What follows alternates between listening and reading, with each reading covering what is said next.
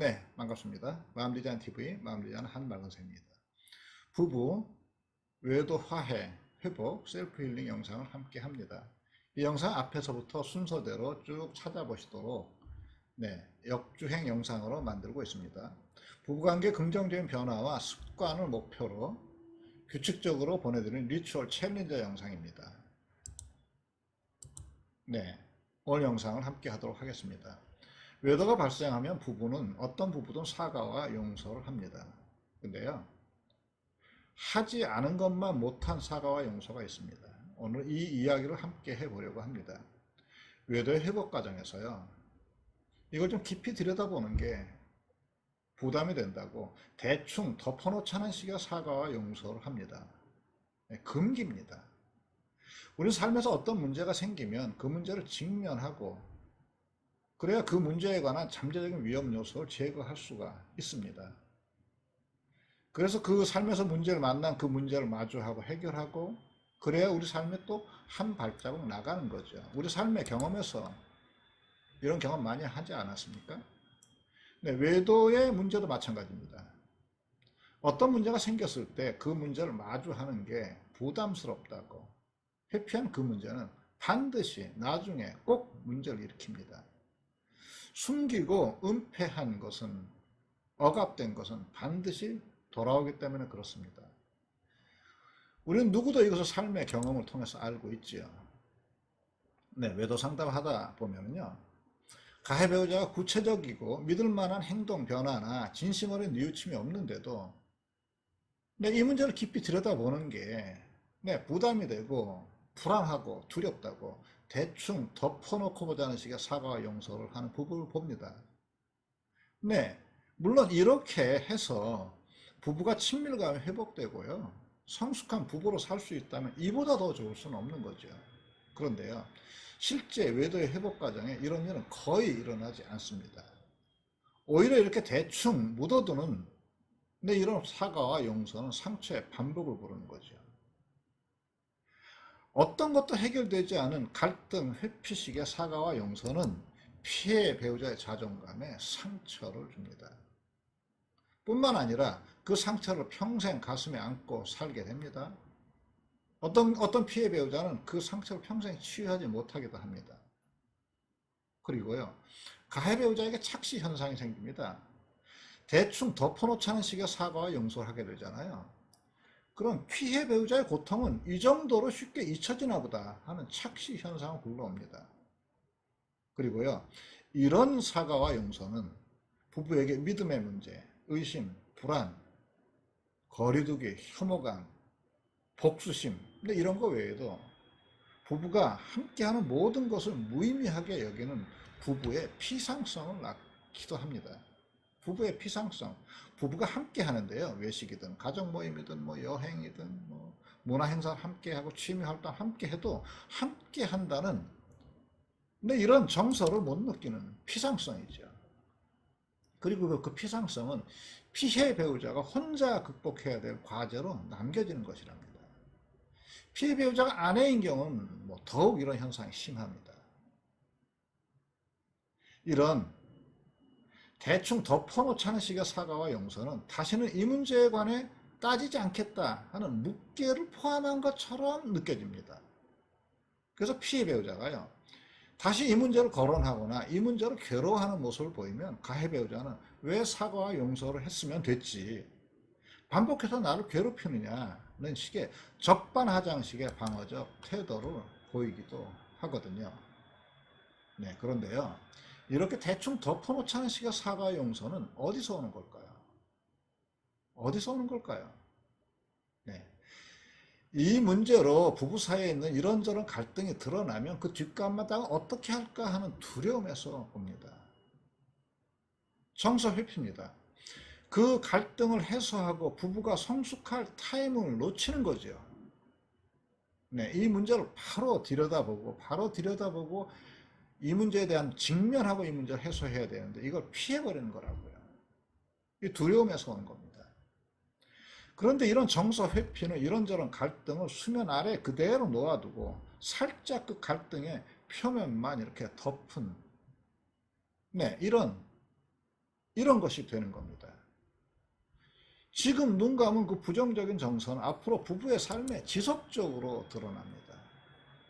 네, 이런 현상이 일어나는 두 번째는 피해 배우자의 의존성입니다. 물론 우리는 삶에 타자와의 관계를 유지하면서 삽니다. 그런데요, 이 관계가 올바르려면 내가 부부관계 주체적 위치에 있어야 되는 거잖아요. 근데 의존성은 자신은 다른 사람에게 의지해야 하며 누군가 의지할 사람이 절실히 필요하다는 이런 믿음이나 속성을 말합니다. 근데 여기서 이 문제를 깊이 들여다보길 두려워하는 거예요. 직면하길 두려워하는 겁니다. 네, 의존성에서 오는 거죠. 근데 이런 의존이 심하면 주체는 독립성, 개체성, 자아의 상실이 옵니다.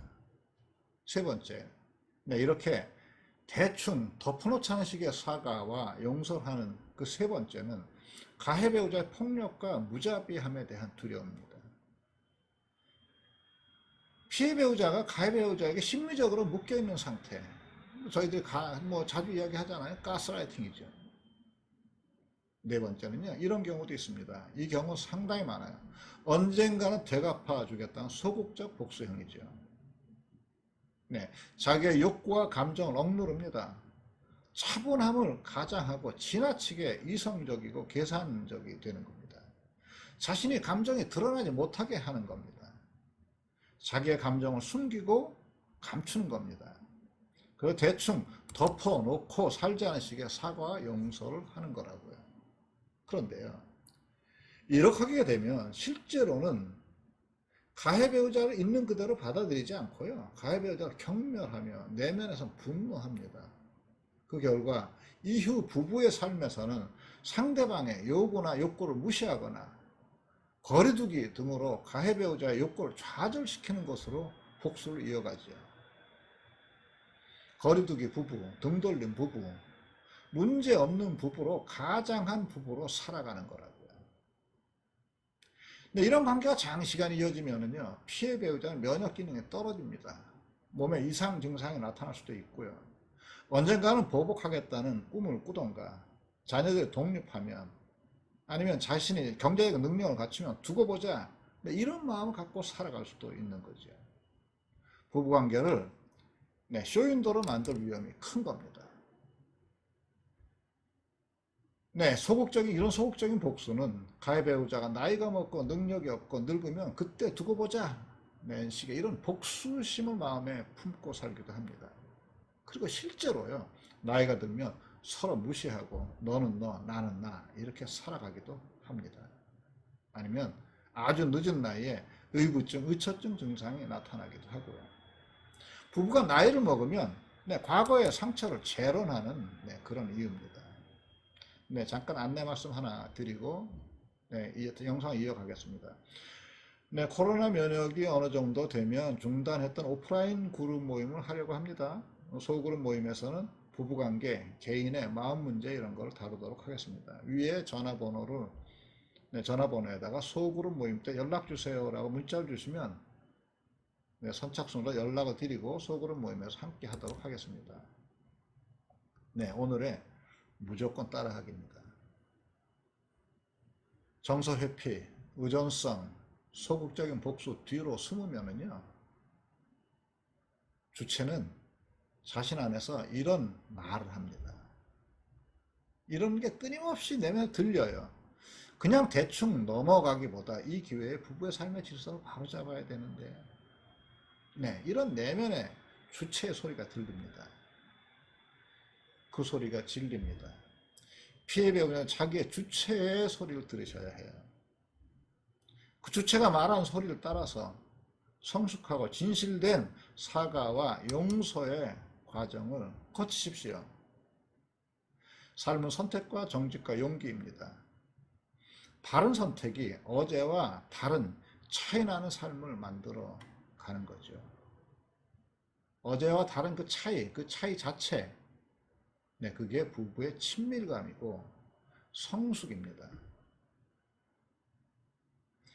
이렇게 우리는 늘 바르고 용기 있는 선택을 할 수 있는 주체가 내 안에 있습니다. 다른 데 있지 않습니다.